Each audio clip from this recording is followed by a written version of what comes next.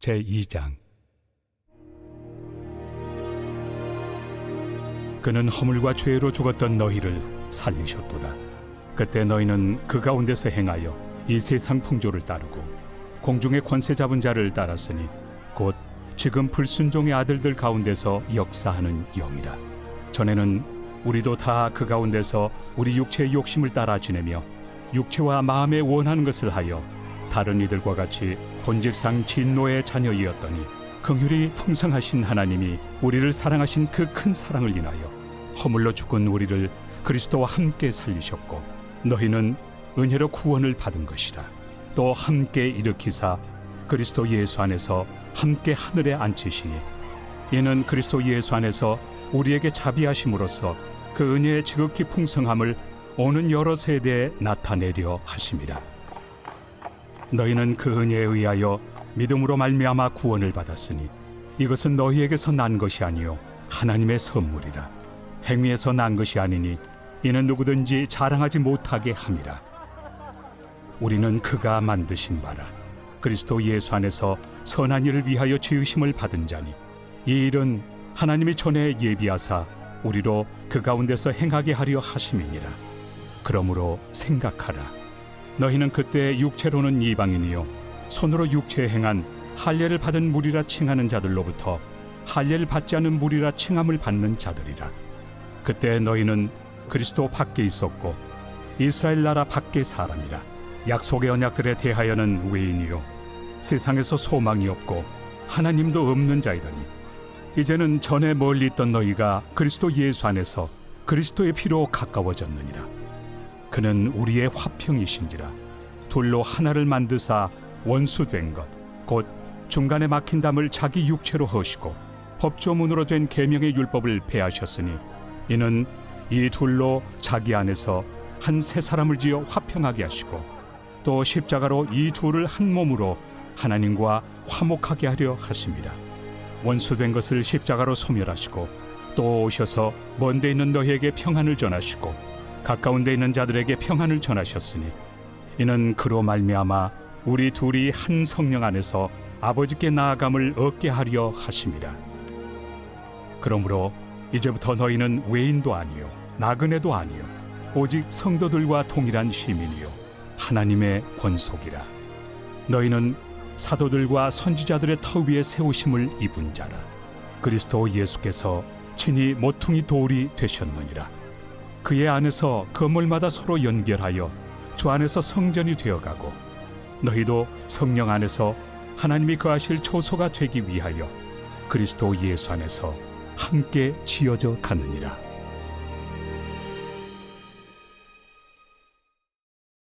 (2021년 5월 11일) 새벽 하나님의 말씀은 에베소서 2장입니다. 바울은 1절에서 10절에서 구원받기 전과 후의 생활을 비교하여 설명을 합니다. 본래 우리는 허물과 죄로 인해 죽었던 사람들입니다. 하나님의 법에서 벗어나 있었고 생각과 말로 또 행위로 하나님을 무시함으로 의와 진리에서 벗어나 있었던 사람들입니다. 그때 우리는 아무 가책도 없이 이 세상의 풍조를 따르고 죄를 가볍게 여기며 살았죠. 그런데 그렇게 살고 있었던 것은 우리의 배후에 공중에 권세 잡은 자가 있었다는 것입니다. 마귀가 우리를 조롱하고 있었는데 분간도 하지 못하고 마귀의 지시를 따랐다는 것이죠. 마귀는 주님의 권세 아래 꼼짝도 못하지만 여전히 하나님 없이 살아가는 사람들 속에 파고들어 그들의 영혼을 파멸시키고 있습니다. 나의 삶의 배우는 누구인지 돌아보아야 합니다. 바울 당시 유대인들은 스스로 의롭다고 생각했습니다. 그러나 바울은 유대인들 역시 이방인들과 다를 것이 없이 다 육체가 원하는 대로 또 부패한 마음의 충동대로 살았다는 것입니다. 따라서 그들도 이방인들과 다를 것이 없이 하나님 앞에서 본질상 진노의 자식들이었습니다. 하나님의 심판을 피할 수 없는 자들이었습니다. 그러나 자비가 풍성하신 하나님은 허물로 죽었던 그들을 그리스도와 함께 살리셨습니다.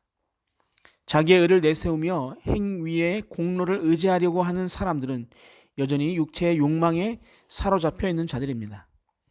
믿는 사람들은 예수 그리스도와 함께 죽음에서 일으키심을 받은 자들이며 또한 그와 함께 하늘 보좌에 앉히심을 받은 자들입니다. 이것이 믿는 사람들의 영적 현 주소입니다. 신학 용어로 이것을 실현된 종말론이라고 이야기합니다. 왜 하나님은 우리를 그렇게 숭고한 위치로 끌어올리신 것일까요? 그것은 주님 다시 오시는 그날까지 그리고 영원 무궁토록 하나님의 풍성한 은혜를 나타내시기 위한 것입니다. 다시 한번 확인해야 할 것은 우리의 구원은 믿음을 통해 은혜로 받은 것이라는 사실입니다. 이것은 하나님이 값없이 주신 선물이라는 것입니다. 행위로 말미암지 않고 은혜로 받은 선물, 따라서 우리는 스스로를 자랑하거나 자기 의에 빠지지 말고 죽음에서 다시 살리심을 받은 우리는 하나님의 손으로 새 창조함을 받은 피조물임을 잊지 말고 하나님의 새 창조의 목적에 맞게 그가 예비하신 선한 일들을 이루며 살아가야 합니다. 11절과 18절에서는 에베소에서 다양한 방식으로 교회가 무엇인지를 바울이 설명하는 내용입니다. 사실 에베소서는 교회론의 보물 창고라 할 수 있습니다. 이제 바울은 교회를 이방인과 유대인들의 통일 공동체라고 말합니다. 달리 말하여 원수지간인 두 그룹의 인종이 예수 그리스도 안에서 화평을 이루고 제3의 인종이 된 것이 교회라는 것입니다. 이방인들은 과거 할례도 받지 않은 것들이라고 유대인들이 멸시하던 사람들이었습니다. 이 말은 의의 징표를 갖지 않은 더러운 죄인들이라는 뜻입니다. 그래서 그들은 그리스도 밖에 있었던 사람들, 구원의 대상에서 제외되었던 사람들이었습니다. 그들은 유대인들이 누렸던 특권에서 완전히 소외된 사람들이었고 세상에서 소망도 없었으며 하나님도 없는 사람들이었습니다. 하지만 이제는 걱정할 것이 없습니다. 이제는 이방인들도 예수 그리스도의 피로 유대인의 신분과 특권에 접근할 수 있게 되었습니다. 예수 그리스도는 십자가의 피로 즉 유대인과 이방인을 하나로 만드셨습니다. 그리고 둘 사이에 가로놓인 율법의 높은 장벽을 허물어 버리셨습니다. 유대인들이 행위의 의를 내세우고 이방인들을 멸시하게 만든 율법을 제거해 버리셨습니다. 그래서 그리스도는 그 둘을 한 새 사람, 곧 제3의 인격체로 새롭게 창조하셔서 화평하게 되었습니다.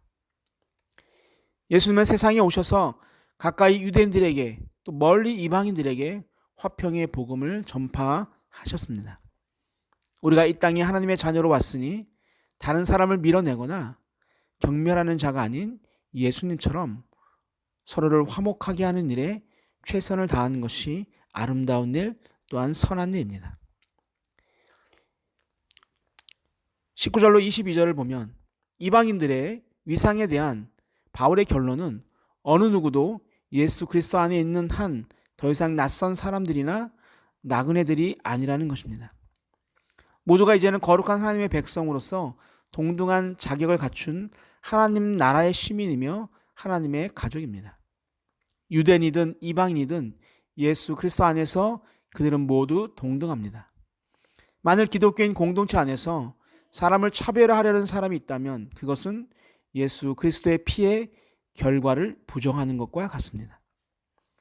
예수 그리스도 안에 있는 사람들은 모두 동등한 자격을 가진 하나님 나라의 시민입니다. 집안 배경, 사회적 신분, 또한 경제적 수준이나 학벌, 세상적 지위 등과 아무런 상관이 없습니다. 우리 모두 하나님 나라의 백성으로서 그의 다스리심과 인도하심과 보호하심을 받는 존귀한 사람들입니다. 또한 하나님의 사랑을 받는 하나님의 가족입니다. 바울은 이렇게 영적으로 한 민족이 되고 한 가족이 된 그리스도인 공동체를 건물 이미지를 가지고 설명을 합니다. 그리스도인 공동체를 유기적 결합체로서 설명하고자 하는 의도 때문입니다. 우리는 바울의 설명에서 교회가 무엇인지 엿볼 수 있습니다. 교회는 사도들이 전파한 복음의 터, 선지자들이 전한 계시의 터 위에 서 있는 거룩한 건축물입니다. 복음과 계시의 중심에는 바로 예수 그리스도가 있습니다. 사도들과 선지자들이 증언한 말씀이 아닌 그 어떤 것도 교회의 기초가 될 수 없습니다. 교회는 어느 개인의 사상이나 주장 위에 세워질 수 없다는 말입니다. 만일 그렇게 세워진 어떤 것이 있다면 그것은 교회가 아니고 결국은 무너지고 말 것입니다. 교회의 모퉁이 돌은 예수 그리스도이십니다. 그리스도는 시험을 이기신 귀하고 견고한 기초 돌입니다. 교회는 예수 그리스도를 기준으로 위치와 방향을 잡고 세워져 나가야만 합니다. 예수님이 아닌 그 누구도 교회의 모퉁이 돌을 대체할 수 없습니다. 어느 누구라도 교회의 모퉁이 돌처럼 행세한다면 그는 예수 그리스도께 정면으로 도전하는 사람인 것입니다. 사랑하는 산돌교회 성도 여러분, 산돌교회의 모퉁이 돌은 누구입니까? 바로 예수 그리스도여야 합니다. 그리고 그 위에 우리의 헌신과 봉사들이 쌓여서 아름다운 교회를 만들어가야 합니다. 그런 교회를 상상하며 오늘 하루도 힘차게 시작하기를 주님의 이름으로 축복합니다.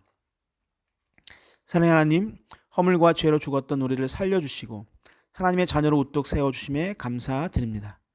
예수님의 피로 우리 안에 화목을 허락해 주심에 감사드립니다.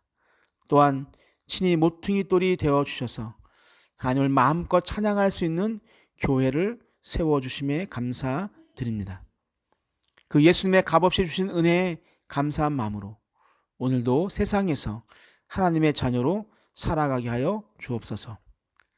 십자가의 피로 나를 자녀 삼아주신 예수님의 이름으로 기도하옵나이다. 아멘.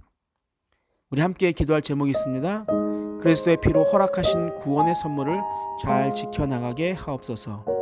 두 번째, 오만과 독선을 물리쳐 주시고 교회 공동체의 화목을 지켜나갈 수 있게 하옵소서. 세 번째, 교회 안에서 인간은 가리워지고 삼위일체 하나님의 영광만 나타나게 하옵소서. 우리 함께 기도하시겠습니다.